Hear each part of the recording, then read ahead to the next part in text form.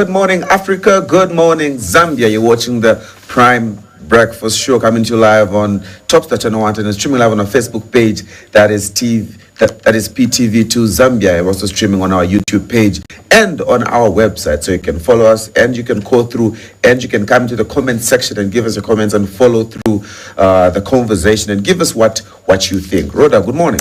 Good morning, Dominic. Definitely, it is a very beautiful morning right here on the Sunrise Breakfast Show on Prime TV2, and it's always exciting, and we're so glad to be here once again to wake you up with some amazing things that will be updating you as we go on with our program. So many things to talk about and so many things to look out for, but the most important thing is that we want to hear from you. The conversations keep on going, and it's not a complete conversation if you do not interact with us. So be sure to join us on our Facebook page, that is PTV2 Zambia, and also you are catching us live on Topstar, that is channel 110, and on YouTube as well as our website. Oh yeah, you know what's on my mind today is a lot, but before I speak for myself, I'd like to ask you what is on your mind today. What is on my mind?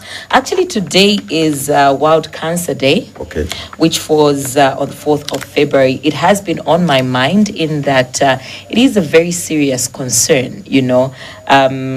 One of the leading causes of death in the world. So World Cancer Day is an international day that is marked on the 4th of February to raise awareness of cancer and to encourage its prevention, detection, and also treatment, which I think is very important. And World Cancer Day is led by the Union for International Cancer Control to actually support the goals of the World Cancer Declaration, which were written in 2008. So the primary goal of World Cancer Day is to significantly reduce illness and death caused by cancer.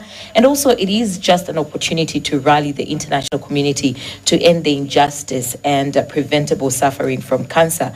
The day is observed by the United Nations, and World Cancer Day targets misinformation and also raises awareness and reduces stigma. Multiple initiatives and run on World Cancer Day to show support for those affected by cancer. Hundreds of events around the world will be taking place on this particular day. So do look out for that and so much more. When we talk about cancer, you know, I feel the cases are rising each and every year. Absolutely. And you know, I feel one of the reasons why is because of what we eat, what we expose ourselves to, and even how we live our daily lives. Yeah. I feel that we need to be really healthy, and we need to live healthy, eat healthy, and also, you know, take precautions and reduce on these what you call these GMOs, and you know, I feel that's gonna be that. And when they're buying clothes, there's a tugulira chechi beo chabovala, don't say, you know. So you know, I feel there's need for awareness on these things, on how best we can look at these things. But you know, what's on my mind today brings us back to Zambia. You know? Well, but before you go on to causes of cancer, I think one of the major ones that needs to be talked about or people need to be sensitized is the tobacco use, the overuse of tobacco, which these days we see a lot of people smoking, vaping, and chewing as well. There are certain chemicals that people actually chew.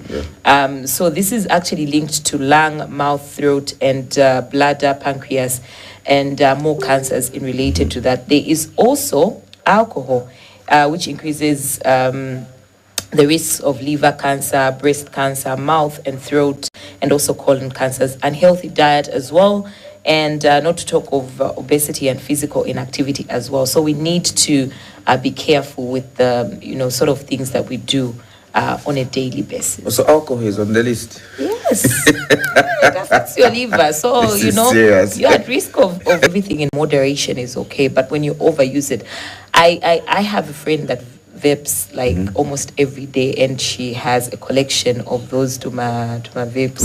And I'm like, oh, in a day, like, would you even, she says, I can even finish a whole.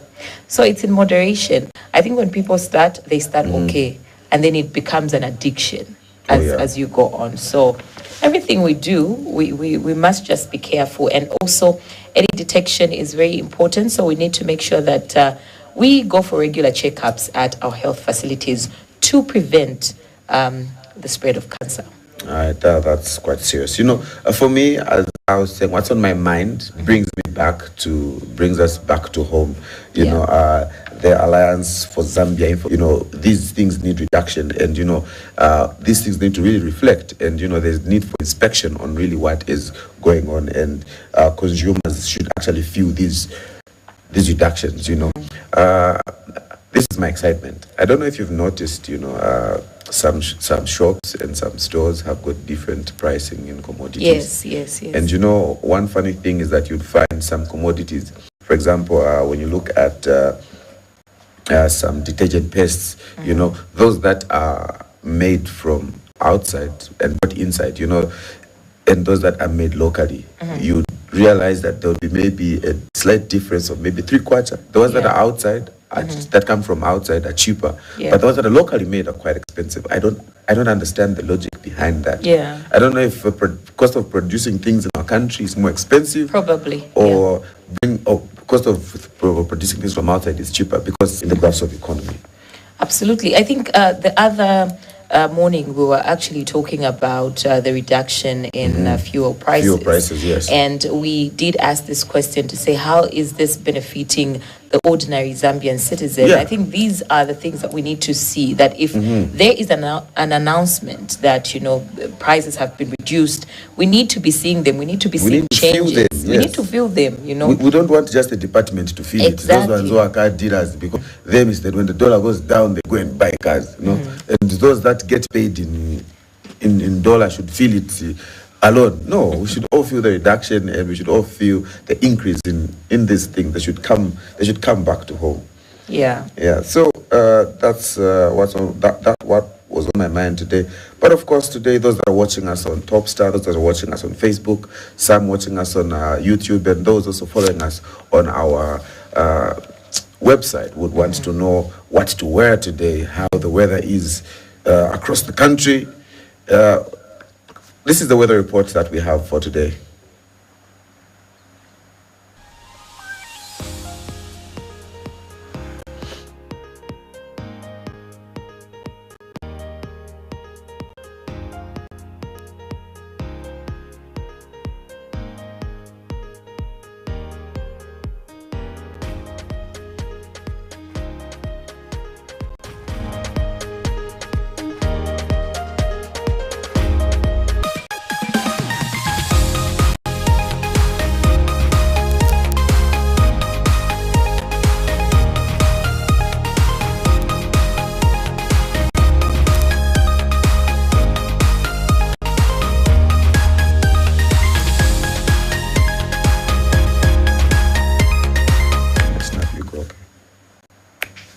So that is just to tell you that what we are wearing right now in the studio outside, I'm pretty much sure it's going to be kind of hot, especially as we midday somewhere there. So be sure to dress appropriately, and definitely it's going to go well for you.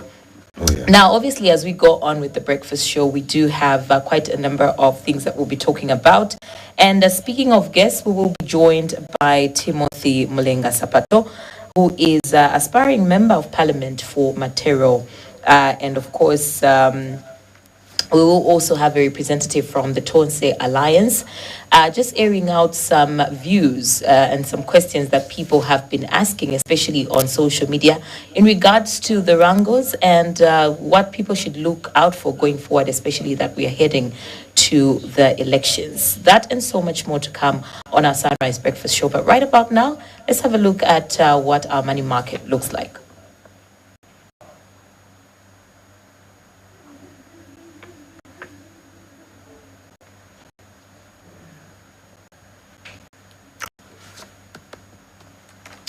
All right, so we'll definitely have a look at what's going on in terms of our money markets. But Dominic. So let's look at actually what is going on what's headlining in our news, and what were the trending stories. I'll start with the Lundazi District Commissioner says the government's decision to utilize the community development the constituency development fund to procure fencing will signify the help in reduction of the elephant conflicts while lives and food security are affected. You know, there are issues in Malasha about human conflict with wild animals, elephants and so they now want to utilize the Constituency Development Fund, and they're saying it's going to be a good thing. It will help because things don't really go well. But we do have a report on this issue. Let's listen to the report on the human conflict in Malasha.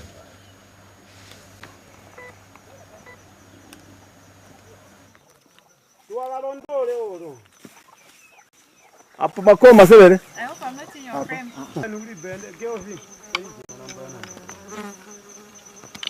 They can what me that can using your wonder.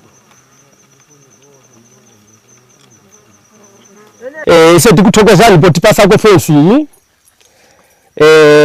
tikuyamikire maningi ndise vantu orandirira ndipo nase ndise vantu okondwa so imwayona apa ndiyo komiti yanga yaino area ya fensi yathu ino so tipasana ma duty na tizasenzera.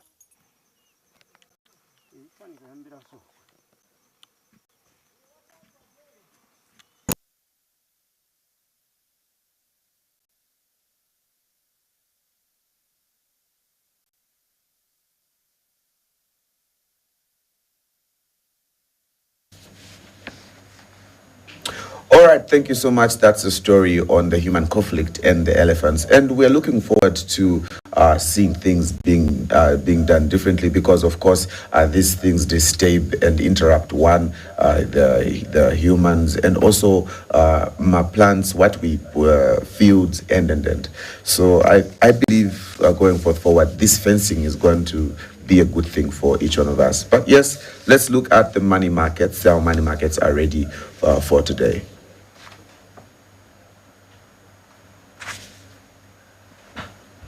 All right, the dollar is buying at 19 kwacha 53 ngwe and selling at 19 kwacha 91 ngwe, and the euro is buying at 23 kwacha 04 ngwe and selling at 23 kwacha 94 ngwe. The Great British Pound is buying at 26 kwacha 71 ngwe and buying at 27 kwacha 65 ngwe. The rand is buying at 1 kwacha 23 ngwe and selling at 1 kwacha 27 ngwe. Those are the money markets that we had for you today. And remember, these rates are indicative and they vary from bank to bank. But before we go, we'll be having a short break. After the break, we'll be having an interview with the aspiring member of parliament for Matero constituency. Let's take a break.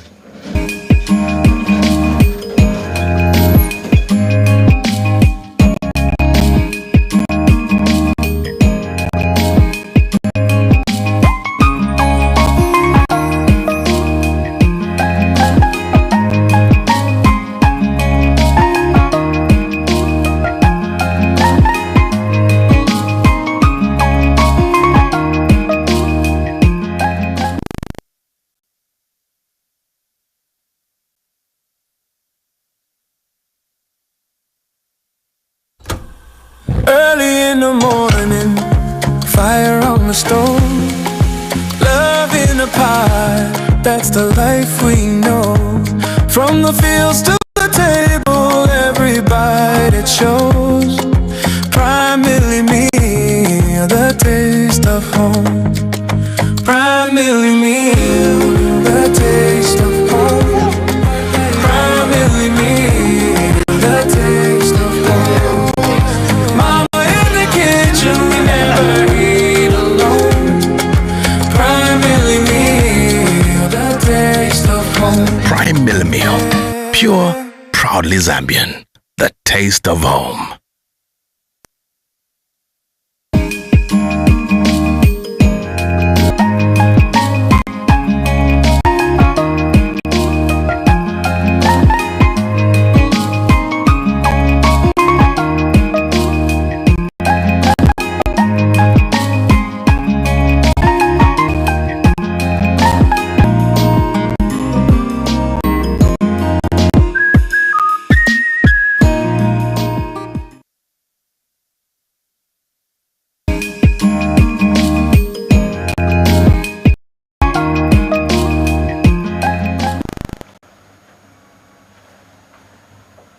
All right. Thank you so much for staying glued to our Prime TV2 breakfast show right here. And of course, do remember that you are catching us live. That is on Topstar channel 110. We're also live on our Facebook page. That is PTV2 Zambia. And also don't forget YouTube as well as our website. Now, we definitely have you covered in case you, you are heading out of the house. You can still catch us on your phone and also get the information that you need. Now, in the studio this morning, I am joined by Timothy Mlenga Sapato, who is a resilient defense lawyer and also an aspiring member of parliament for Matero constituency. Good morning. Welcome to our Sunrise Breakfast Show. Good morning, Oda, and good morning to all the viewers. Absolutely. It's great to have you on our program today. Indeed, I'm indicted, and it's good to see you here because I think last time we had an interview on QTV. But I think as life evolves, I think there's been major changes, and I'm really humbled to be here once more. All right. Now, let's start from how you are balancing, getting into politics and also you being a defense lawyer. How is that balance? Well, the balance has not been a very hard one, especially that both my careers have to do with service of humanity. So, be it law, what I do is to offer a service, to my clients, who happens to be the citizens of this country. And when it comes to politics, what I aspire for and what I do is basically offering a service for our citizens, particularly the people of Matero, where I intend to aspire as a member of parliament. Yes, in the August elections. So by and large, I think it has been very easy for me. And that even when I was leader there, when I went to university, I was a union president. I think that is on record. So by and large, I think my life, is cannot be distance from leadership. I think in everything that I do requires leadership, and I've been at the top, learning and of course leading people that follow me. So I think the dream of becoming or aspiring for a parliamentary position in Matero, I think is something that has always been there, and something that has been fueled by the people themselves, the locals. Because you do realize that even when I was in Chingwele Clinic then, but now it's Matero One Hospital, the locals themselves. From the things that you've mentioned, bring to the table, what is different that people should select you as a member of parliament for Matero constituency, looking at how prominent Matero is and how big of a constituency it is? Well, Rhoda, I'm in this place particularly not as a young person, not as a youth, but as a leader. So I think from biblical times, you realize that many leaders in the olden days were young. You remember the Joash, who were great kings at the age of 8 years, the David, the Solomon. So majority of such great leaders were young people. But for me, it's the manifesto and what I believe in, and I know I can bring about a positive change, because I'm not going in basically as a youth representative, because I know I'm serving greater interest of everybody, whether youths, women, people living with disabilities. So by and large, it's general leadership. But as a young person, what gives me confidence, I think it's my leadership track, where I've come from. When you look back, you check history where I served as union president, you realize that there were a lot of things that we did for the student populace, and it is those same people are blessing me because they know what I'm capable of doing. So it's based on my capabilities, and I know Matero is broad and highly competitive, but I think this is something we can do because we know what it takes, and the fact that I've grown up there, I was born there actually, at Chingwele Clinic. So I've gotten to appreciate the challenges, that we faced, when we are living in Matero. As young people, I still live there, by the way. And, this be it water challenges, you go to the clinic, you don't have an ambulance, So there are quite a lot of issues. And I do have a lot of solutions to these issues, because you see, my belief is that leadership must not be static, must be dynamic. So we cannot be doing usual things, you know, which we have been doing all the time, of saying, no, you are not of age to be an MP, no, when somebody order you, wait. I think that's where the problem has been, because you realize that the problem that we are facing now, the new problems require new leadership, new set, a new mind. You know, because when you bring back, for instance, Simon Masakapwepe, the good leaders that we have had in this country, and tell them to solve some of the problems we are facing today, it will be very difficult for them to do, because these are new problems which require modern solutions. Yeah. So personally, I'm coming in as a modern leader with novel ideas to try and change material. Okay. So now, Mr. Sapato, you spoke of, you know, there are challenges in material that you've probably seen as you are growing up. Let's talk about some of those challenges right now. What is happening in material? What is, you know, what is most challenging to the people in that constituency? I think the most challenging, I could categorize them as maybe three or four, but by and large, water challenges has been a great concern. You go to certain places or certain parts of material, like Chunga, you know, people having a water crisis there. Living material north, you know, and you inquire on some of these challenges, and you're being told, no, you know, they're inadequate pipes and whatever. So that has been one of the major issues. You go to Zingalume, those are the same issues, you know, issues bordering on water. Then secondly, security. You know, security, I think it is one of the great challenges that the locality has been facing. You know, the junkiesism, I think, is going on, and you see that people are being robbed in broad area. Which is now everywhere. Yeah, exactly. That has been also one of the biggest challenges. Not only that, also have lack of empowerment. So when you go to material, you realize that many young people, particularly, are exposed to bad vices at a tender age, sexual exploitation for our young girls. If it's our boys, they're exposed to drugs early, you know, and the moment they just complete their grade 12, they have nothing to do. So particularly, so we're looking basically at how best we can empower some of these young people in order to make them busy, you know, and also I think the road network also, there are certain parts which are basically bad. Yeah, so the road network as well as drainages, some places do not have drainages. So you go to Lilanda there, you see that if it rains heavily, some places are being flooded as a result of not having proper drainage system as well as the road system. But I should make mention that it should not be my promise that when I am elected as Member of Parliament, then I'm going to build the roads. Why? Because it's not within my mandate as Member of Parliament to build the roads and whatnot. But mine is advocacy and to try and speak for the locals in Parliament. And, you know, when you're elected as MP, you now have an opportunity. You're closer now to the Minister of Infrastructure. You're closer now to these public officers which can render, you know, assistance to you. So how we can change some of these issues is basically by you know, trying to speak over these issues in Parliament. Then the issue which I talked about, which has to do with empowerment. I think we're talking about fair allocation of CDF. I know CDF is a game changer, and big ups to the UPND government.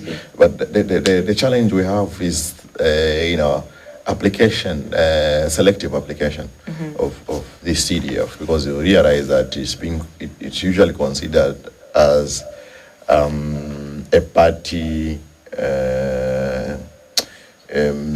incentive, which is being given to you and me for supporting one political party, but it's not supposed to be like that. It's called CDF, which is Constituency Development Fund, which should be you know, allocated fairly to every person, regardless of their political affiliation. So some of these empowerments, you know, we have to champion the agenda that there is fair allocation of CDF and everyone has access, because there's a lot of young people who come to me, they don't even know how CDF works. So by and large, talking about the challenges, I think there was a major challenge. So security, water crisis, the road and drainage system. Yeah, some of and an empowerment. Yeah. Now, I also want to find out, despite the challenges that you've mentioned, are you taking notes from, the current member of parliament? Leading points, Of course, he's my older brother. And Miles, I think he's somebody that we looked up to since he's coming in the political arena. By the way, he came in 2011.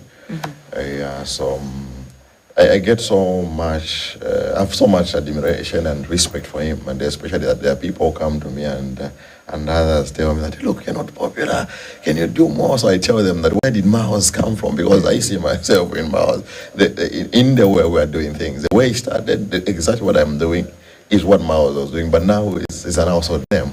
So it begins from there. So, of course, there's been a lot of lessons from him, and it's quite challenging for somebody having left the constituency, to go and be mayor and come back again re-elected. I think he's one of those tough guys, I would say, because in material is very difficult. Yeah. I think in record, I don't think there's a person who has had a consecutive, concurrent 10 years period serving as member of parliament. So majority of the MPs who have been there have been one-term members of parliament. But, so there are a lot of lessons, of course, the positives, and we look at the negatives. Of course, he cannot be complete. He has his own flaws, so we look at that as well, and of course, draw the line and see where we can do better, having given an opportunity. And of course, we know that we'll be given an opportunity, and we'll be glad. If the limitation will be done, maybe I could be on the other side of the constituency, but if it will not, then generally, I'll be more than glad to succeed Honorable Mausampa and just continue from where he's ended. Yeah. I see you have introduced yourself to the people of Matero already, and you do have quite a following. Now, is there anything that you can point at or things that you have done at the moment in Matero? Well, there's a number of things that we have done, but like I said in my preamble, we're not doing things, personally, I'm not doing things in Matero because I'm standing now. I think I've been with Matero from the word go. Even when I was a young person, through the Zapata Foundation, we've been doing things. And it's just that I can't come here and openly state, point out certain individuals who helped. But I think we've been there trying to empower fellow young people in different businesses, be it the furniture making, all sorts of developmental agenda. So we've done quite a lot.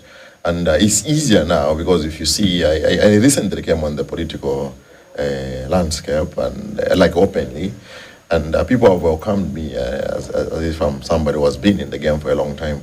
This is based on what we have done in the past and what we are doing. So we've continued, to empower some marketeers who are lucky, to empower, some youths. Others we have sent them to school. They have gotten these trades in different institutions. So we're helping the youths in different churches. We're helping some churches. So the only problem is that we can only do as much because I would say a member of parliament is a voluntary thing because we are going in there really for a service, and even the little you get from parliament you still put in the constituency. Because you have funerals, and we've been helping in funerals, and there are no funeral grants at Parliament. So basically, you'll be using your own incentives, your own allowances and salaries to try and still help the community. So by and large, I know it's something which is going to work well for me because it's something I've been doing as a voluntary thing, and that's what we're going in for. So there are quite a lot of things that we have done for society. I think people themselves will be able to state, and because they do understand and they do know how much we've been with them. Now, Mr. Sapato, you seem to speak well about the UPND government. Are you supporting them, and what political vehicle are you going to use, or rather which political party are you going to stand on? I think that's very important for people to know. It's a very tough question. Are you supporting them? I think if you have followed me very well in my leadership role, you realize that yes, I support where people do good. On CDF, I've supported them because I know it's something that I've seen work, There are also other things which they have not done well, but that does not make me pro-UPND or UPND supporter. Yeah, I'm just there because you see my leadership is quite different. I'm not a leader who is going to criticize everything or because I don't support a particular ideology or individual. So there are some things which we believe are positive and we've been supporting them. And there are some things, I know, major things which I feel they have gone wrong on, quite a lot. And asking where I stand, and I'm in the opposition. Material is a highly opposition, that I can tell you. So I'm in the opposition, and I'm part of the Tonse Alliance, and I'll be glad if Tonse Alliance will give me an opportunity by way of adopting me to work with them. But that does not mean I'm limited. I'm glad to work with every well-meaning political party who should come across. We should come closer and support the ideology. So long we just march and, we click in terms of thinking and service delivery. But I'll be glad to point out that I'm a supporter of Honorable Brani Munduvile because I believe he can make a good leader. He can make a good leader. This does not ensure that I don't support my elder brother, Honorable Mausampa, and Honorable Given Lubinda, who are also part of the other Tons, because I think stand there alleged. We have two Tons alliances, so I still respect them all because they come with great lessons which we know as young people could learn from.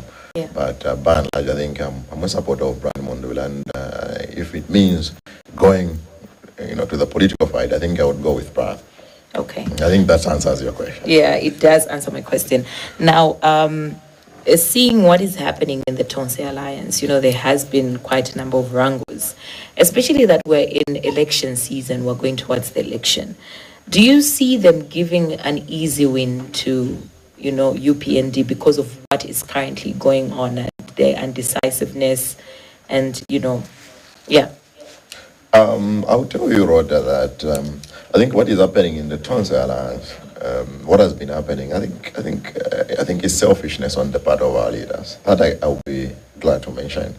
You see, when you go in leadership, you don't go with a fixed position, a rigid position. You must be as flexible as enough. Even me, I intend to aspire as member of Parliament for Macha. But if political parties ever came and said, because of the Bill 7, maybe we'll send you in on the party list, so don't stand. I think something that I would give a thought to. You get a point? Because I don't just have to be rigid that this is what I want for me. Is this. No, leadership can serve in whichever capacity, whether a member of parliament, whether a DC, whether a minister, it doesn't matter. But you just have to be part of the governance system. But what we are seeing there, kind of a situation where of almost 5 or 10 people who want to be president. I mean, every politician wants to be a president. Even me, I want to be a president someday, But you have to weigh and see what is better at any given time. So I think it's pointless, and I've been telling them most of the time. I've been telling my colleagues in the towns. I've been saying, look, the attention should not be on the presidency, because I think where things are, the attention is on the presidency. That is why you are delaying, because you can campaign for a president within a month, and you can still do it. But what about the bottom power? We're talking about councillors. Let's talk of members of parliament. I can't go in material when it's a month towards an election and to go and campaign, So I think the attention has been given on the president. For me, that's what I'm saying. It's not a selfishness, because why can't people sit down and choose one person? Because you can only have one president at any given time. You can't have 10 presidents. We are not underrating anybody, but it's a matter of seeing, of sensing the capacity of preparedness. Who is prepared at this given time? Then we'll hold hands, work together. If you see at position they are losing, like Asama by-election, for instance, the opposition, if you combine their votes, you realize that they got many votes as compared to the ruling government. But because the votes were split by virtue of this one wanting to work alone, and that has been a problem, per se. So, I think by and large, that is a major problem. Of course, I can't speak deeply because, there is a council of leaders, so they understand the problems better. And for us, we only view them from the surface. But from where we stand, I think it's just leadership and I mean, it's just selfishness and a lack of seriousness. Because if people are serious, it doesn't matter if one is a president or not. So long you just push your ideology, so long you just put in place a governance system which you believe in, then you can watch from the terraces. So other people should just be consultants. You know, they're just seated there and they're advising we young people, especially that other people in there have been ministers, MPs, have been ministers, so they have nothing to lose. But we have more to lose because we're the new generation. So what they are doing, they're not only compromising with the future, they're with the current situation. They're compromising with our future. Because these are the people who have served and they have nothing to lose. Yet you and me have something to lose because we are the ones who know where we're going. That's why in Bemba we said, so we know where we're coming from, but we don't know where we're going. So these problems may escalate and may affect us further as the new generation going forward. Yeah. So do you see them giving the ruling party an easy win if this continues? Yeah, of course. When I look at the Honorable, what is the name of Honorable Ngando? He's saying there, and he's expressing himself through these problems where he said, I think it was in Kasama where he said, "Issue kwa ya mushimbe kusangwa pale abantu balelekana." You know, so you know, in politics you take advantage of every situation. So I think the ruling government has taken advantage of the wrangles which are happening there. For them, it charges that as a catalyst to an easy winning point. So long our leaders keep fighting in the opposition, they keep fighting, there is no unity. Trust me, we're not going to go anywhere, and they're going to give him a very easy win because you have no opposition basically, because this one will be fighting this one. So I think it's also a failure to identify who your opponent is. You know, you're in the opposition. I think you should not be opponents of each other. I think your opponent should be somebody who you want to replace. That's how it goes. So you don't, like we're standing in Matero. The other candidates in Matero start fighting Sauros. Start fighting Alex Sakara. No, those are not my, you get the point? Yeah. It doesn't go like that. So our major opponent should be the person who is there. Okay, because we need to take over from there, from him. I think that's how it goes, you know. So we just hope that God's glory and God's grace will fall upon the opposition to ensure that they unite. And sometimes opposition unity is not basically to just take over the government, but it's also important to offer checks and balances. So when you offer checks and balances from a unified and stable position, it makes a lot of sense. You remember everyone I was telling Michael Sata that, you know, I learned a lot from you. You know, you actually appreciated Michael Sata because every time Levi made mistakes and Michael Sata would be there to say, no, I would have done it this way, and Levi would take notes and he would improve further and there. So the opposition is called a shadow government. You know, when you're in the opposition, you're a government as well, but you're a shadow government.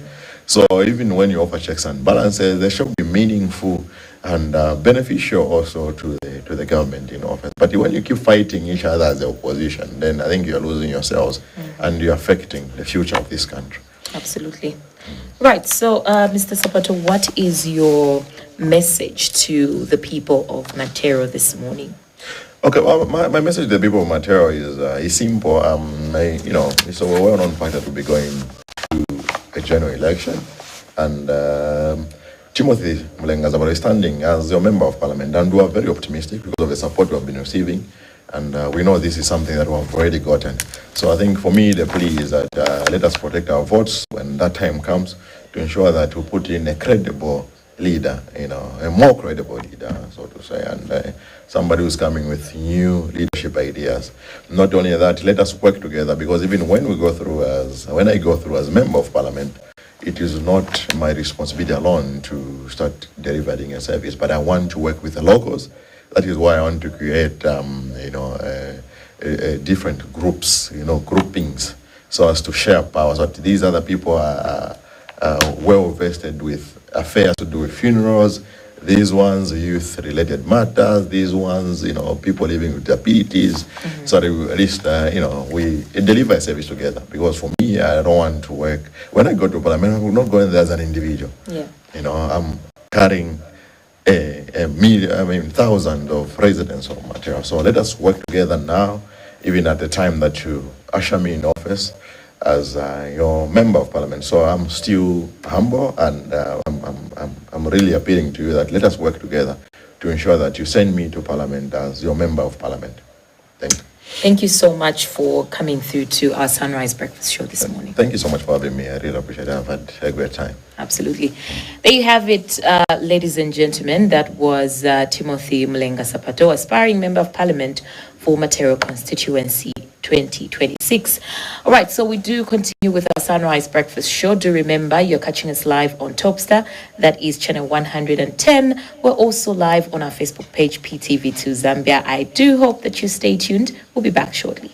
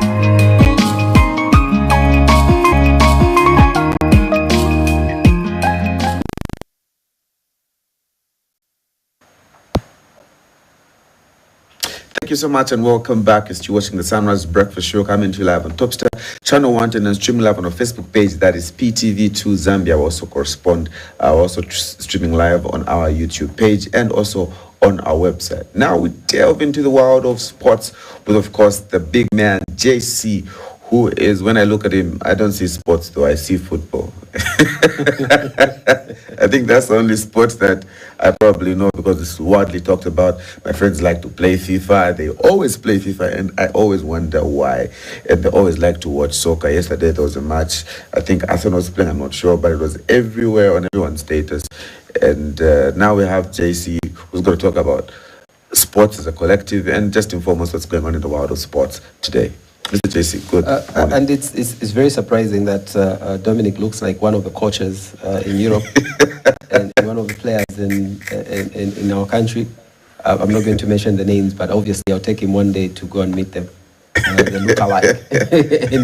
and when I look at you, you look like one of the pool players. I think I should start sure. sport. And mostly, at least one of you can pick one of the sports that you can play. It's very simple sport.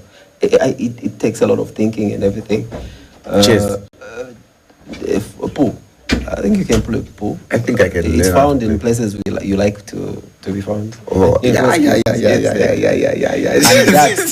And that. This man has come to expose me on air. All right, so yeah. Wow. I only hope that you pick one of the sports, or even chess. Chess, huh? Yeah. I'll try chess. I tried it. There's a kid in Palawana who bought me draft. I said, this is not mine. Yeah. Very youngster.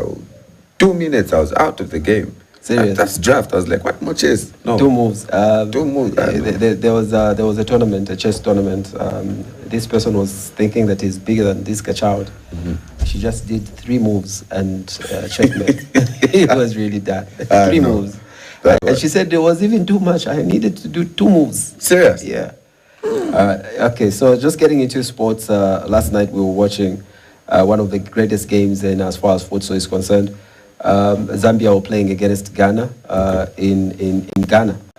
So they drew to 6-0. This is a qualifier for the African Cup of Nations, which will be held in Morocco, and Zambia came from behind so many times, and they managed to salvage at least a point, a 6-0 draw, and they will be playing on Sunday against Ghana. They will host Ghana in Zambia on Sunday, and the winner will qualify. Of course, for Zambia, it's any draw, as long as it's not 7-0.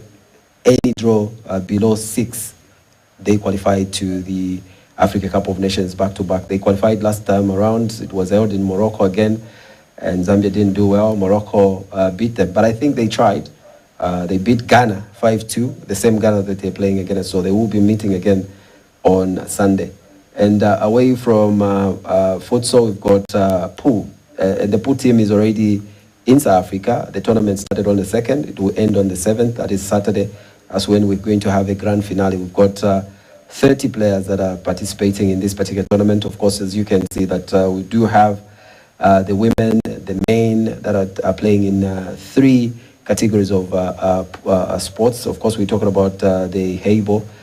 And Zambia is not good in as far as the Heibo is concerned. We haven't really done very well. But I think we tried. We really tried. And let's see how things are just going to be. And of course, the singles as well. And we do have the teams as well, the black ball as well as the 10 ball. So we haven't been playing the 10 ball. We haven't been playing the black. We've always been playing the black ball. So let's see how that is just going to be for Zambia. And I'm pretty sure that this is just going to be a great thing for Zambia. And we'll be hoping to see them in all Africa Q Sports that is happening in Durban. And I'm only hoping that they're not just there to save time or be, just as the tourists. And then we do have basketball that will be sponsored by Zambia Revenue Authority. They will be sponsoring this particular one. They're calling it Smart Invoice Basketball Championship. It's a big tournament that is going to be at Nasdaq Sports Complex next week on starting on Friday, 20th of February 2026, and it will go up to 22nd. And this is a very beautiful basketball teams that will come through from Commonwealth and different places. Of course, they're putting them together, and it's going to be a championship. The winner for men and women will get 80,000 kwacha, and of course there will be 50 and 20 for those that will be running up. And of course they will be paying. Of course, when you go, you have to pay on the door. 30 kwacha and 50 kwacha and 30 kwacha, and all the proceeds would be going to the youth basketball, that is the YBL. So it's amazing to see all these things happening, and of course that basketball is being sponsored, and maybe this is going to be the beginning of great things to happen in terms of basketball, especially that this is going to bring a lot of money. Winning 80,000 kwacha as a team, it will boost their especially those teams that are doing very well and qualifying to the BAO. Maybe it is going to help them to participate in Zambia Basketball Africa League. Away from there, we do have the under-20 that traveled at 0-2. They started off going to Kampala. In Kampala, they will be playing against Uganda in the 3rd round of World Cup qualifier, Poland. So this is the 3rd round. Of course, the winner will play against Ghana or South Africa in the last round of qualifiers, and then they'll get a ticket to go to Poland. And the 10 leg will be in Zambia, obviously, after a week. Obviously, they'll get back here. The only thing that they have to do is make sure that they win the game away from home, and make sure that they come back here with everything going very well for them. And we also have another great game that we should be looking forward to in as far as pool is concerned. It's amazing to see that we've got one of the greatest games that have already started, the tournaments that will start next month. And on the 20th and up to 22nd, of course, we'll be looking forward to see how that is going to be for a Mizo Cup that started last year. A lot of money has been put in, so many games that will be coming through, so many players that have registered for so far to participate in this particular tournament. It's going to be amazing, an amazing tournament. Anyways, this is what we had in terms of sports for today. And I hope that everything will be going well, especially for the teams that are participating in tournaments, the pool team, as well as the futsal team that will be participating, as well as the under-20 that will be playing as well on Saturday. But we'll give you more information on Friday as we get back in sports. Oh, that's quite interesting. And the world of sports has been highly unpacked. If it was me, I'd just talk about football because it's the sport that's highly. By the way, they were playing Chelsea. Yeah. Who won? Arsenal won. Arsenal won. 1-0. And on aggregate 4-2. I know you don't know what it means. I don't know what you mean. Yeah, I'll explain on the other side. Okay, viewers, that's what we had for you in the world of sports. You're still watching the Sunrise Breakfast Show coming to you live on Topstar, Channel 110, on a streaming live on our Facebook page, that is PTV to Zambia, also streaming on our YouTube page and streaming on our website. Please join the conversation. Let us know what you think. Let us know your contribution. But for now, let's take a break. After a break, we'll have more for you. Thank you.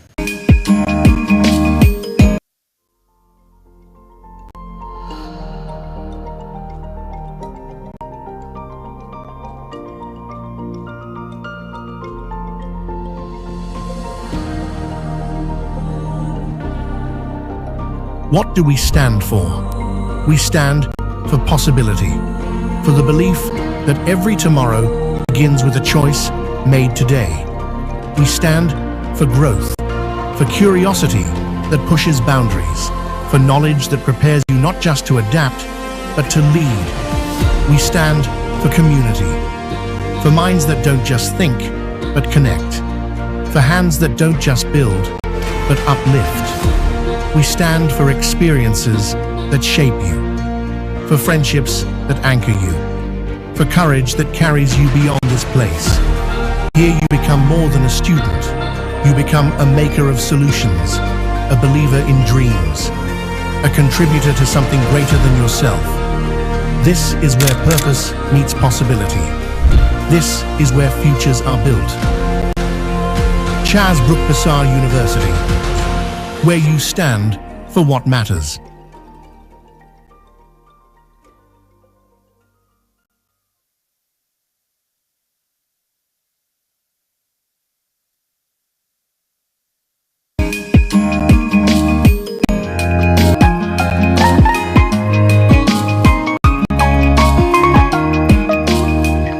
Welcome back. You're still watching the Wednesday edition of the Sunrise Breakfast Show with me, Dominic, and my co-presenter, co-host, Rhoda. Colleagues. And my colleague, Rhoda. You know, put some respect on the name. Rhoda Nkaramuize. Why individuals? Let's relax, individuals. Of course, we're still riding with you right here on the Sunrise Breakfast Show. I hope you are having some hot water, hot tea, hot coffee in the morning, because it is very important. And that reminds me that later on, we're going to be talking about some of the health benefits of guava leaves. I know you're not really into that guava leaves, still steaming. You're steaming, but it's got a lot of health benefits and uses as well. So we'll have a look at that, so at least we discover something new that I'll be trying out this week. Oh, that you'll be trying out. So you have to experiment with the public. I want to experiment. I experiment everything. Beware.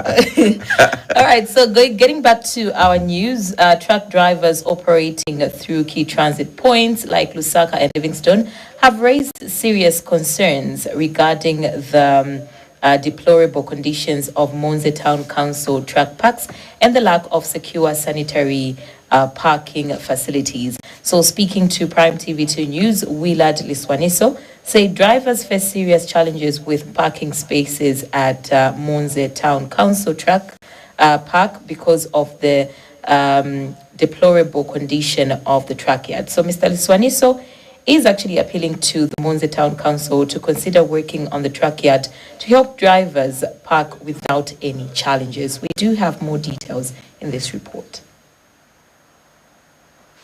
Truck drivers are the backbone of the transportation industry, ensuring the smooth delivery of goods and services across the country. However, the deplorable condition of the Monze Town Council truck park have raised serious concerns among truck drivers operating through the key transit points like Lusaka and Livingstone. In a recent interview with Prime TV, Willard Liswaniso, a truck driver, expressed his frustration with the lack of adequate parking space at the Monze Town Council truck park. Kuno ku truck park ya council kuno challenge tili nayo peze kati mamotoka tipeza maningi kuti amajomba maningi. So chetinga pempeko chetandizo kuli vakanso akwe bati at least batipakireko balasha akwe bati balevulingako bwino so that ise makastomers pamenti bwera ise tisazipezeka problem yo jomba jomba byochitika ma problem yonse kozi ngati kupeze kati batiri konzera bwino place yamine tipakingapo mamotoka nishi naise tizasekerera tizamvera bwino. He highlighted that the poor condition of the truck yard makes it difficult for drivers to park their vehicles without facing any challenges. The truck park is a crucial revenue generation source for the council as it serves as a stopover for main trucks passing through the town.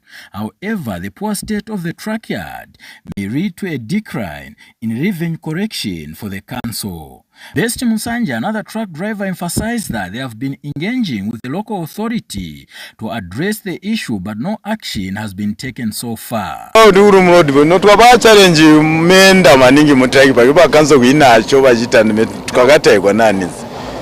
So tukakuromba kuba challenge matraki araindirira kanyikoba yo atoti menda kulimatika. So tulaba challenge maningi muda.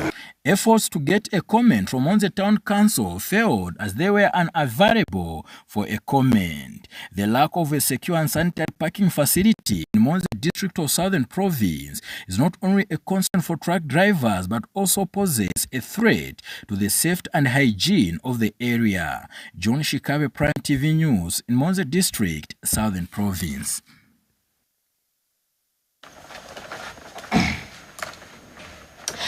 All right, welcome back. That is one of the stories trending in our news this morning.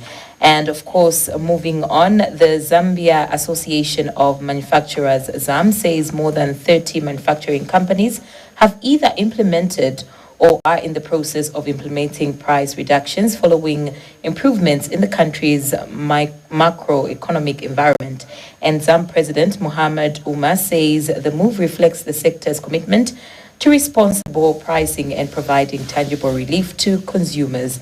Speaking during a media briefing on the industry's response, the improving economic outlook, Mr. Umar cited positive developments such as the appreciation of the kwacha, easing inflationary pressures, reduced fuel prices, and improved electricity supply. We do have more. As Zambia's economic outlook continues to improve, consumers are beginning to feel the ripple effects with a stronger kwacha and easing inflation slowly translating into relief on the market. The Zambia Association of Manufacturers says more than 30 manufacturing companies have either implemented or are in the process of reducing prices following positive developments in the country's macroeconomic environment. Speaking during a media briefing, ZAM President Mohamed Omar says the move reflects the sector's commitment to responsible pricing and easing the cost of living for Zambians. As our members who are manufacturers reduce prices, we also encourage the wholesalers and the retailers to pass on this reduction to the end consumer. As ZAM, we conducted a survey in January 2026 which shows that 76% of our manufacturers have implemented some form of price adjustment.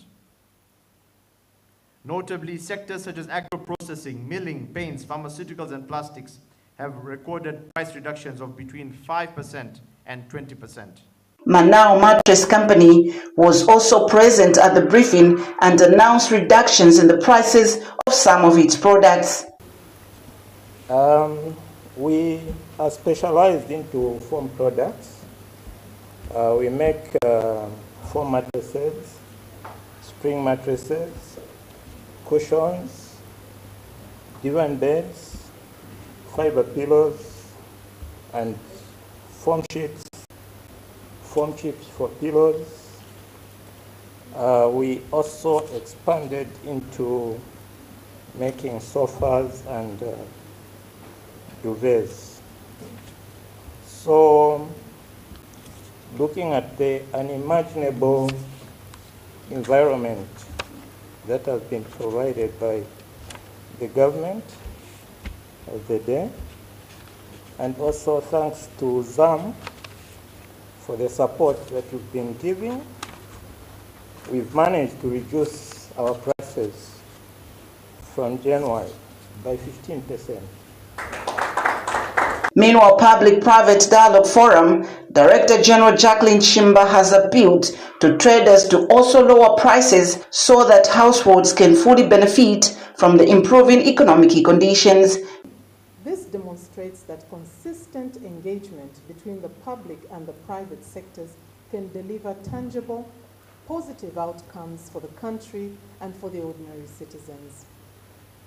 It is also our hope that the manufacturing companies or industries are also benefiting in that they're able to actually produce most of these commodities at low production costs because now they have more liquidity. While progress is clear, we recognize that... Favorite GC Prime TV News, Lusaka.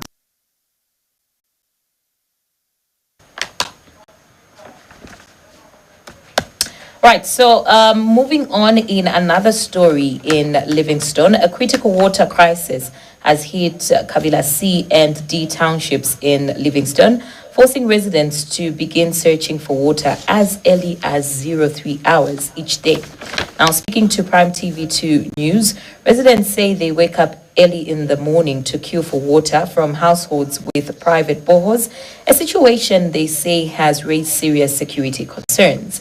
Now, the affected residents have also accused the water utility company, Southern Water Supply and Sanitation Company, of issuing water bills even during periods when there is no water.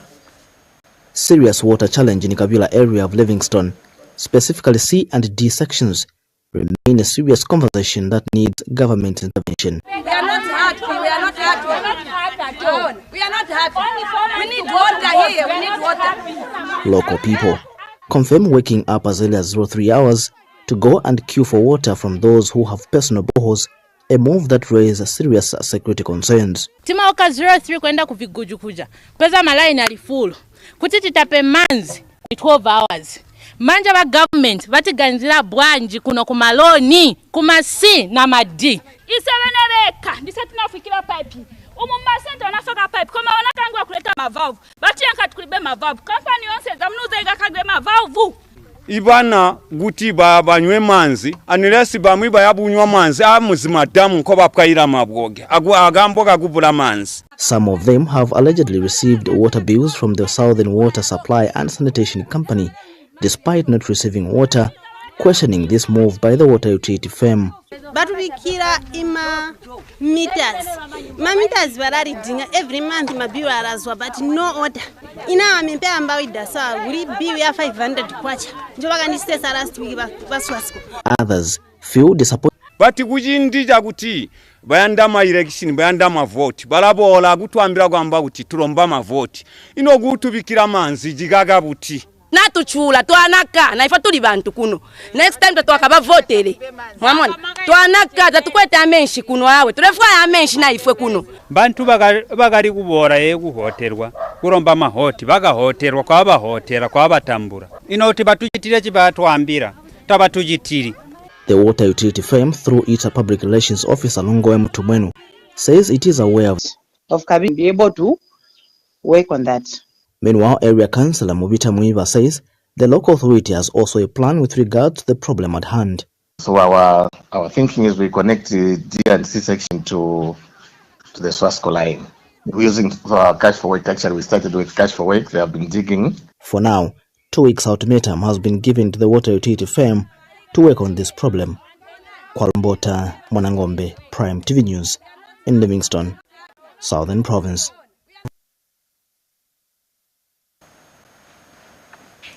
Indeed, a very sad situation in Livingstone that is currently happening. I think what hurts most residents is that, they don't have access to water. They have to walk long distances to get water, but they're still receiving water bills from the utility company. I think it's a very sad situation which needs to be looked into. we shouldn't be having such issues at this particular time. You know, we're heading towards the achieving the Sustainable Development Goals, and one of the goals talks about everybody should have access to water. Water is vital, and you know, if you don't have water, things really come to a standstill.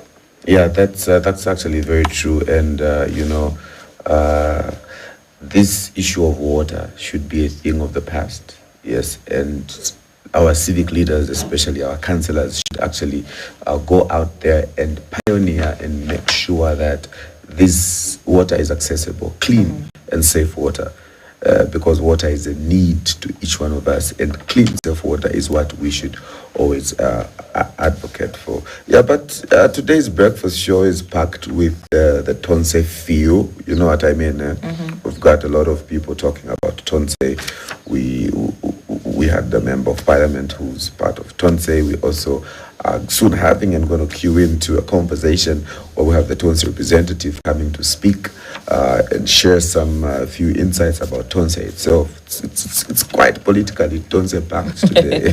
Tonse Alliance has been quite the topic, you know, especially in this critical time. I think a lot of people are giving their views, their pointers on what exactly should be done in regards to making this particular alliance upright. Yeah, you know, because there's just so much that is going on, and it's very important to hear from the spokesperson himself what really is on the ground and what is their solution going forward. Oh yeah, and you know, it's very funny how Tonse is. You know what I mean? Like, there's one Tonse, then there's another Tonse, there's Tonse, you know, like branches. Just my branches, then there's the PF guys, you know, they're there pushing and pioneering. But we, the Zambian people, really need an opposition, because as the Member of Parliament said, the opposition is also a government, you know, a shadow government. You know, he gave an example, very critical example, very serious example. I've been talking about objectivity this whole time. And he talked about Sata in Mwanawasa, and said Sata would go on TV, go on radio, and say this should have been done like this. We would have done it like this. This should be done this way. You know, in as much as we laughed the cabbage or what, he never just made jokes. He never just made statements of emotions. He never just made statements to hate, but he made statements of development. And this is what the people in the Patriotic Front, who are pioneering for Tonse, pioneering for FDD, should understand, that politics is not about emotions, but developmental things. People need to know, people need to hear, what are you going to do for us? Don't campaign on a basis of hate. Don't campaign on the basis of what someone did, or tribalism, and then it's not supposed to be the case. Because after that, then what? Exactly. So people should not, politicians especially, should not feel or think that their enemies are going to be our enemies. Absolutely. And they're not the only ones who can.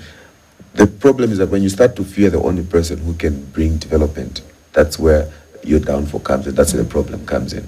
But anyway, I also do like where we're coming from, because we did not see the reason maybe why we did not see a lot of political violence or insults, especially on social media platforms. Well, maybe social media wasn't that common where we're coming from, but it's because our leaders gave a very good example. You know, they would not insult each other in public or demean each other in public, or, you know, utter statements that would cause any sort of political violence for even people or supporters to start fighting each other. I think they did give a great example of what it is to be a leader, learning from each other. They would also embrace each other in public. I mean, there would be jokes here and there of calling each other petty names, but it was a very, very, what can I say, positive, or a very good political landscape where we're coming from. And I think that also needs to be embraced where we're going, because when we see leaders uniting,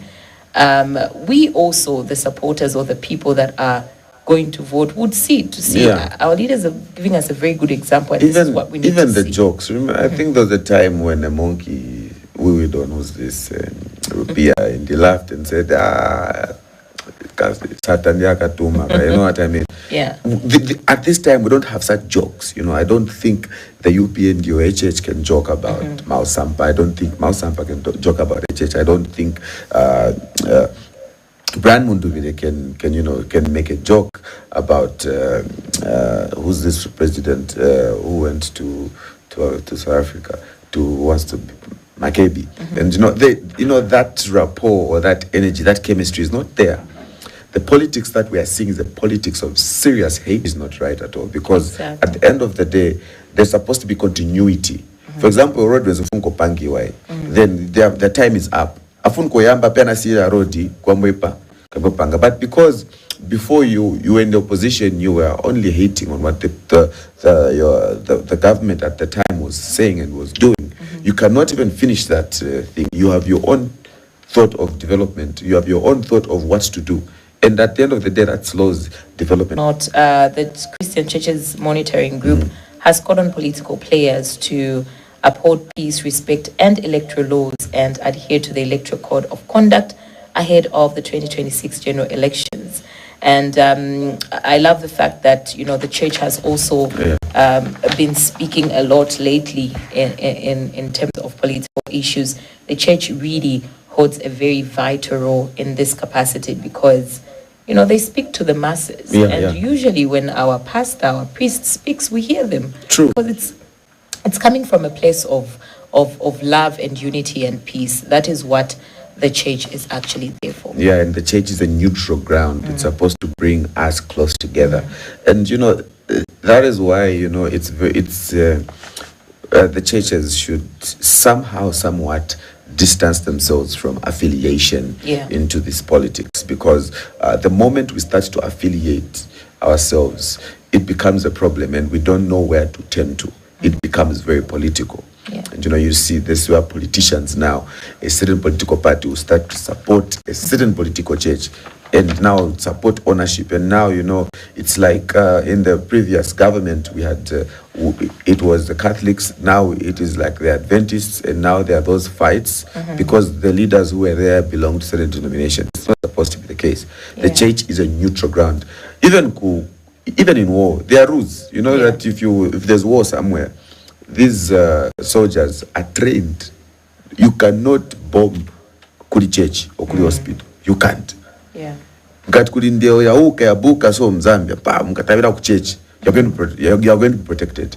Even rebels know that the church is a neutral ground. So politicians should easily understand that the church is also a neutral ground. Let's not use the church for our political our political gain of what is now speaking. And I just pray that they continue being deliberate and very objective on talking about issues of non-violence elections, issue-based elections, issue-based campaigns, and to get out of the issue of hate. And I also hope they will also spearhead the repatriation of the former head of state. We need to bury their former head of state before we even go into these elections. It's very sad, and it's not right that he should still be in a different land. When he was born, his umbilical cord was cut and buried here in Zambia. So should his body be buried in Zambian soil, because he's a son of Zambia. He's a son of the soil. All right, so we continue with our Sunrise Breakfast Show, and we take a short break. On the other side, we do join Caro as she has a conversation with Tonse Alliance spokesperson Lawrence Mwelwa.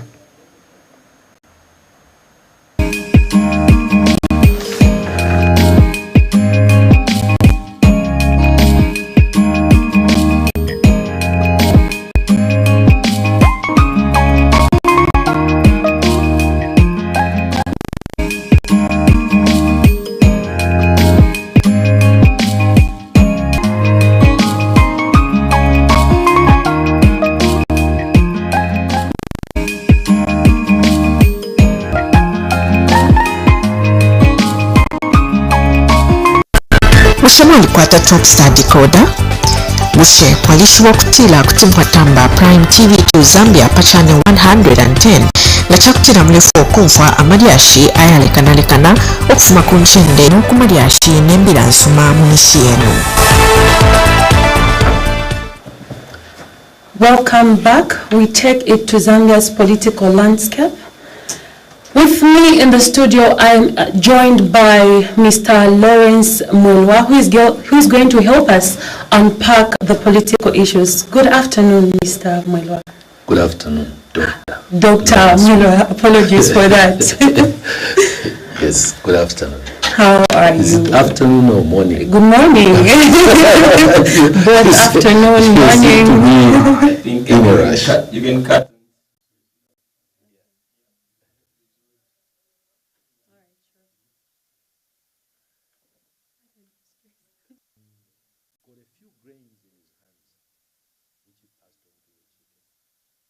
The chicken did not run away from Hitra. It ate a few grains, and each time he wanted to feed that chicken, he went back to it. For sure. So is that a lesson that is on today's political affairs when it comes to politicians, or let's say a party trying to drag people to vote for them, to themselves? Is it in relation with that? What's the full moral of the story? The moral of the story is that for the past 4 years and months, there was no power, no access to opportunities.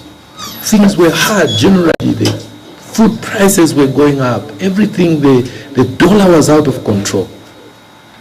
Now that we are in the election year, we can proudly say the kwacha is powerful.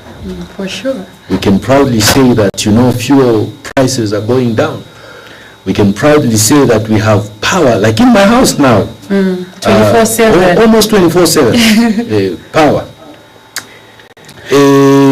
Just because we are now close to the election time, because of the food that will be given out, because of the few things that we are getting now, social cash transfer, food for work, electricity, everything seems to be normal. We forget the pain that we have gone through in the past 4 years and months. Okay, so as we start today's conversation, we recently have seen renewed public debate around political alliances, court decision, and leadership. What do you have to say about that? Zambians are calling on politicians to unite. Now, these politicians, each one has got their own agenda. Each one has got their own ego. When even those leaders say unite, they want everyone else to unite behind them. There's a lot of selfishness. And many people are doing politics of personal survival as opposed to politics of saving the nation and the country.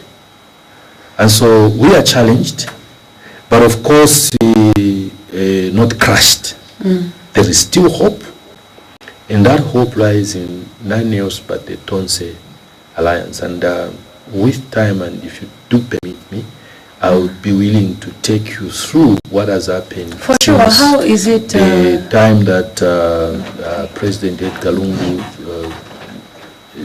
passed on, may he so rest in peace, till now. There are speculations, accusations, and purported confusions around the Tonse Alliance. But as Tonse spokesperson, I would like to tell you that there's nothing wrong. Tonse Alliance is on track. Tonse Alliance is moving forward. Tonse Alliance was started by 4 individuals.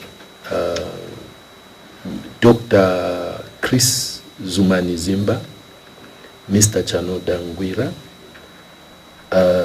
Shoni Tembo, and Reverend Dan Pule. Those were the initial founder members of Tonse. Once they crafted everything, then they went and invited President Lungu. The reason behind discarding UCA and creating Tonse is because the time that President Lungu was in UCA, and Mr. Zumani and others having worked with him, they looked at what was going around within the UCA. They felt that their former leader was being disrespected. And that is why they created this platform. After creating it, they had to sit with him for hours and hours to convince him to come to Tonse as opposed to being in UCA. And the original constitution of Tonse clearly stated that Edgar Lungu shall be the chairperson in the constitution, shall be the chairperson of Tonse and the presidential candidate for 2026. It further went on to spell out as Dan Pule as the vice chairperson. Now that is constitutional. And then it went on to say that Patriotic Front shall be the anchor party. In other words, it was going to be more like the main driver of the Tonse Alliance. So following his demise, or when he was not feeling well in hospital, he appointed Mr. Gideon Luwinda to act in his absence to take care of Tonse, like being a caretaker on his behalf.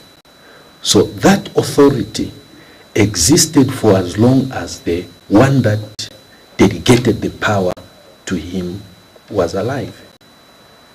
At death, that needed to be decided by the Council of Leaders of Tonse. And so the Council of Leaders of Tonse decided that we need to change the constitution to provide in the constitution for a leader to be elected from amongst the members of the Council of Leaders. That is what led to the amendment of the constitution. And secondly, you and I are all aware that the PF has been embroidered in, or they have been in wrangles for a long time, since the October 2023. They've been in courts, from one court to the other, and in the recent past there was even an injunction restraining them from holding a convention. So in the wisdom of the Council of Leaders, they felt that it was delaying everyone else. So the constitution was also amended to exclude the PF component that was in court, but kept the ECL PF movement. These aspects were, included in the constitution right from formation. There was PF, but there was also ECL PF movement. And ECL PF movement was clearly defined as former and current MPs, current councillors, current mayors, and everyone who loved President Lungu. And when you say everyone who loved President Lungu, it doesn't exclude anyone. It doesn't exclude anyone. It doesn't exclude anyone. It includes the Honorable Gideon It includes the Honorable Makebizu. In this aspect, as PF was there, and therefore, since I'm president of PF, I'll be president of the Tonse Alliance. Then everyone would have got. So there was nothing, no malice at all. The reasons were genuine, and they wanted to move forward as an alliance. And following those decisions, the alliance went ahead to hold the National Congress, democratically held, and elected Brani Mundaya Rwamunduvile as chairperson and presidential candidate. With everything that has been said, people might want to ask, what are some of the things that you can do differently as the Tonse Alliance compared to what the current, let's say, the ruling party is doing? First and foremost,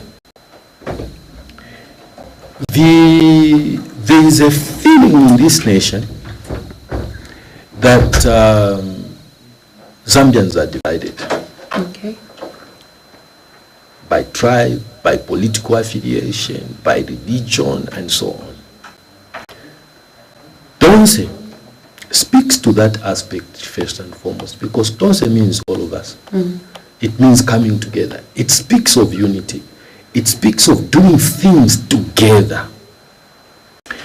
The politics that we have endured in the past few years have been divisive, where I look at my political opponents as enemies instead of partners in development, because having a divergent view doesn't make somebody your enemy. They just have a different view. They just look at things differently.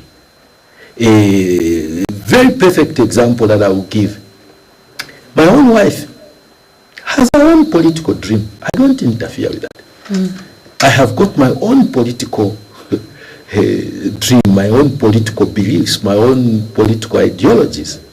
Whilst we agree 100% when it comes to love affairs, family issues, and so on, we are in different camps when it comes to politics. And I respect that. And that is how it is supposed to be, even at national level. My brother can belong to another political divide, and I belong, but we are still brothers. Okay, so because of time, we have 2 questions remaining from the people. So as we move forward, what do we expect to see these coming months rather, from the Toze Alliance? You expect consolidation of unity, the more and more political parties and political players coming together and fighting for one cause. Don't say we'll just speak to 2 major issues. Number 1, the issue of unity, and number 2, the issue of poverty. Zambia, instead of moving forward, our ranking has been going down and down in terms of how many poor people we have in our country. And so, as Don said, that is our focus. We want to ensure that we fight poverty and create Zambian billionaires. Okay. We cannot only have foreign billionaires. We need to create our own billionaires, where I would want to see Carol becoming one of them. For sure, I would want to. And finally, what message would you like to leave with the young people and undecided voters who feel disconnected from politics? Human beings are political by nature. Everything that surrounds us is politics. If there is no food in a home, it's politics. If we cannot go to school, it's politics. If there's no fuel in the nation, it's politics. If there is no power, it's politics. They should not disconnect themselves from politics. In fact, I would like to invite them to come on board and participate in the politics, because we are in the evening of our lives as old people. If they stay away, when are they going to connect? We are not just going to use them to get our goals. We want them to be involved. We want them to participate, compete for positions as members of parliament, compete for positions as councillors, be part of the political system, be part of the political movements in this nation. Okay. So my words to them all is that please come along, don't watch us, but join us. Don't insult us, but join us. Don't just wake up on that day to vote without understanding policy. Ask us questions. If you say you are going to fight poverty, how are you going to do it? If you say you are going to reduce the bag of meal, how are you going to do it? We must be answerable. And I think that, let me take this opportunity to speak to, Zambians out there. MPs are coming to your regions.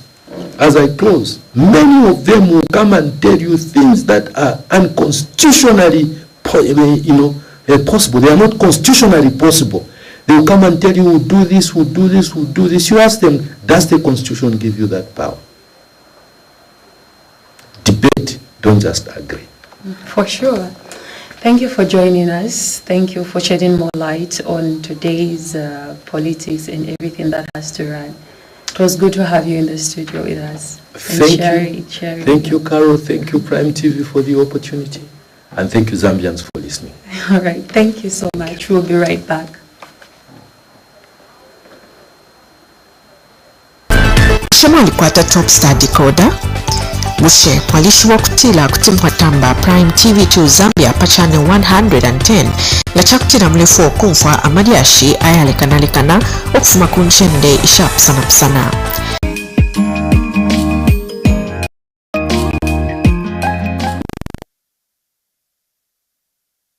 Conversation, Caro, and quite a lot of things to pick out from that particular interview. We are actually in the dying minutes of the show, but before we go, it's very important to talk about some health tips or just give you health benefits of certain things that you do often overlook on a daily basis. And today I'm talking about guava leaves. Now, guava leaves do not get as much attention as the fruit does. We know the fruit is tasty, and you've probably heard that guava leaves are kind of bitter when you boil them. But there is so much more to these leaves. And did you know that they're actually packed with a lot of goodness? So guava leaves have medicinal purposes which are used to cure many diseases. So these leaves have been used for centuries in traditional medicine. In their healing properties, the guava leaves are so rich in vitamins, minerals, and antioxidants. They actually contain essential nutrients like vitamin C, A, and potassium, which makes them to offer a wide range of health benefits. They can also help with digestion, control blood sugar levels, which you've probably heard about, boost your immune system, improve your skin, and even promote hair growth for those people that are struggling with growing their hair. So if you're looking for simple and natural ways to enhance your health, guava leaves are actually the answer. So now let's get into it. So guava leaves are like a powerhouse of nutrients that work wonders and help to improve your health. So here are some highlights into those medicinal leaves and how they actually help you to stay healthy. We start with the first one, which is digestive health. Now, did you know that guava leaves have antibacterial properties which promote gut health? And of course, their high fiber content also aids in digestion. It softens the stew as well and relieves constipation, ensuring a healthy and comfortable digestive system. Blood sugar levels. Now, guava leaves are good for those who have diabetes or have the risk of it. So it will also stabilize glucose levels and prevent big spikes in blood sugar after meals, which is good for overall health. Boosting immune system is another addition. Guava leaves are so rich in vitamin C and antioxidants that strengthen your immune system by boosting your body's defense mechanism, which help fight disease and infections and keeping you healthier. Now, we did speak about cancer in our preamble, and today being World Cancer Day, I also want to speak about how guava leaves would definitely help to reduce the risk of cancer. So guava leaves contain powerful antioxidants that neutralize harmful free radicals. These may also help to reduce the risk of cell damage and mutations leading to cancer. So regular consumption may offer protection against certain types of cancer, like the ones that we did mention at the beginning of this show. So now it also helps to keep your heart healthy. Heart disease is one of the leading causes of death around the world. So guava leaves contribute to heart health by lowering bad cholesterol levels and improving good cholesterol. This can also reduce the risk of heart disease and maintain cardiovascular health, which is very important. So apart from taking guava leaves, if you want to improve your cardiovascular health, you can do some cardio exercise either from the gym or at home just to improve your overall cardiovascular health. It's also good for eyesight. For us people that struggle with our eyesight, guava leaves are very rich in vitamin A, which is actually essential for good eyesight. So consuming these leaves, whether boiled, well, it's just boiling them that you get the best out of it. So if you boil these guava leaves and take them, it will support your eye health, sharpens vision, protects against eye-related issues. It also acts as an anti-stress agent. So if you do not like to take supplements or these drugs that people sell in drugstores or these that have been advertised on social media platforms, guava leaves can be a substitute. So guava leaves possess stress-free relieving properties that help alleviate anxiety and promote mental well-being. So they can help you to stay calm and relaxed during stressful times. So it's safe to say that at the start of the day, you can take a cup of boiled guava leaves, or at the end of the day as well, just to take away that stress. So it's also good for weight loss. I think women over time have been using guava leaves as a weight loss a catalyst. So guava leaves can boost metabolism and aid in weight management. They also facilitate the efficient burning of calories, making them a beneficial addition to weight loss efforts. So they also help to reduce menstruation pain for a lot of women out there that have been struggling with, taking away that menstruation pain. Guava leaves may relieve menstrual pain and discomfort as well, especially for women. Of course, it's just women. So for good hair and skin, guava leaves have antibacterial and antioxidant properties that can help to treat skin conditions and acne as well. So they work by tightening your skin and reducing the appearance of fine lines and wrinkles as well, especially on your face. These leaves promote hair growth and improve hair quality as well. So adding guava leaves to your daily routine through herbal teas or dietary additions, and you can also tap into these potential benefits and make strides towards achieving your weight management naturally. So how do you use guava leaves? Now, guava leaves can be a valuable addition to your daily life, offering many health benefits. The first one is that guava leaf tea. That is what it's called. So you can boil fresh guava leaves or use dried leaves. Dried leaves make things easier because afterwards you can just sieve and take a glass or a cup of that hot tea. So simply steep a handful of leaves in hot water for a few minutes, strain and enjoy. I must warn you that it's a little bit bitter, so you can add a bit of honey if you cannot manage to drink it on its own. Add a little bit of honey, but what we're trying to avoid is sugar, so do not add sugar to your guava leaf tea. So you can drink the guava leaf tea daily to reap its benefits such as improved digestion, like we spoke about, blood sugar control, and also supporting the immune system, not forgetting the skin and hair growth as well. So those are some of the health benefits of guava leaf that you can enjoy this morning. Guava trees are found everywhere, so just get the leaves, wash them thoroughly, boil them, and enjoy those benefits. There's actually one thing that I got from the guava leaves, that they, what do they do to hair? It makes your hair grow. It helps. It helps. Yeah. Oh. I think I'll be drinking guava leaves. I think I'll be taking guava from now on. See what you did there. Yeah. No, but you want your hair to grow? How would you look? I don't know. I'd look 10 years younger. I would look 10 years ago if it was. Oral health. Okay. Yeah. So chewing guava leaves also helps to alleviate toothaches and gum issues due to their anti-inflammatory properties. You can also use guava leaves as a natural toothbrush by, rubbing them against your teeth and gums. That definitely helps as well. So there is no excuse for bad breath or just taking care of your oral health. So those are some of the health benefits of guava leaves. Let's get some guava leaves today. Boil them. They are everywhere. Almost each and every house, I think, has a guava leaf tree. If you don't have it, then probably your neighbor has it, or 2 houses, I don't know, 2 houses away from yours, they should have guava leaves tree. Very affordable, right? Very affordable. That's the price. That's Pempa. Just go. I think those are found everywhere. But you know one other thing? There is what they call value addition. So you can get those guava leaves, dry them. Are quite expensive compared to those that are made outside of this country.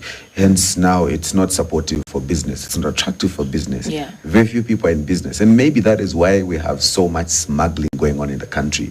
The immigration here, there, and. So I think the government should work around this economic part so that we can be able to contribute directly to the GDP of this, to the GDP of the country. Yeah, definitely. Yeah. What? Do we have any comments on Facebook, or have we received any comments? As for me, someone has just told me they are recruiting me to join their club. And personally, they will buy a Manchester jersey, and I will start being a Manchester fan straight away. Oh, are you supporting any club at the moment? No, I don't even watch football. Yeah, so go for it. I go for it. It's an offer. They even buy your jersey. Yeah. So it's a gift, huh? Colleagues.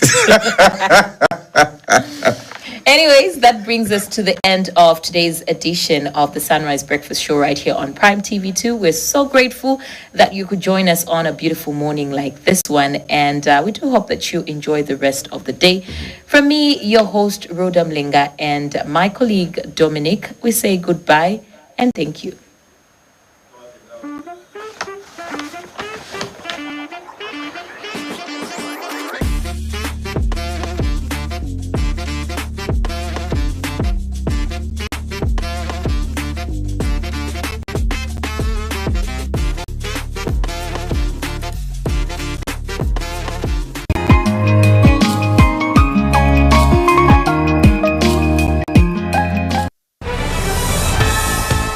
When news breaks, we are already there. Welcome to Prime TV2 Zambia, the channel that never sleeps. From community stories in your backyard to national headlines shaping the country and sports and international updates that keep you ahead, we bring it all to your screen. 24/7 news, fast, reliable, unmatched. Catch us on Topstar, channel 110. Watch live on Facebook, PTV2 Zambia. Prime TV2 Zambia, your window to the nation, your gateway to the world.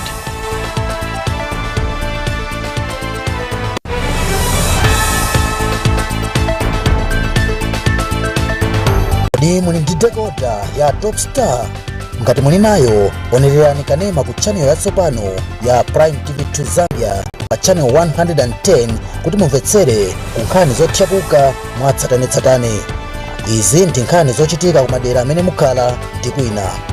Mogwira ntchito pamodzi ndi akatswiri pa nkhani zotola ndi kulemba nkhani, tidzakupatsirani nkhani zomveka bwino komanso zogwira mtima zitangochitika. Prime TV2 Zambia. Early in the morning, fire on the stove, love in a pie, that's the life we know. From the fields to the table, every bite it shows. Primarily me, the taste of home. Primarily me, the taste of home. Primarily me, the taste of home. Mama in the kitchen, we never eat alone. Primarily me, the taste of home. Prime Meal, pure, proudly Zambian, the taste of home. Early in the morning, fire on the stove, love in a pie, that's the life we know. From the fields to the table, every bite it shows. Primarily me, the taste of home. Primarily me, the taste of home. Primarily me, the taste of home. Mama in the kitchen, we never eat alone. Primarily me, the taste of home. Prime Meal, pure, proudly Zambian, the taste of home.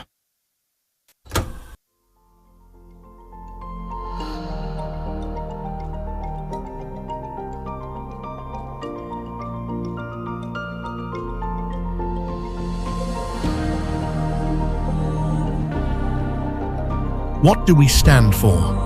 We stand for possibility, for the belief that every tomorrow begins with a choice made today. We stand for growth, for curiosity that pushes boundaries, for knowledge that prepares you not just to adapt, but to lead. We stand for community, for minds that don't just think, but connect, for hands that don't just build, but uplift. We stand for experiences that shape you, for friendships that anchor you, for courage that carries you beyond this place. Here you become more than a student. You become a maker of solutions, a believer in dreams. a contributor to something greater than yourself. This is where purpose meets possibility. This is where futures are built. Charles Brook University, where you stand for what matters.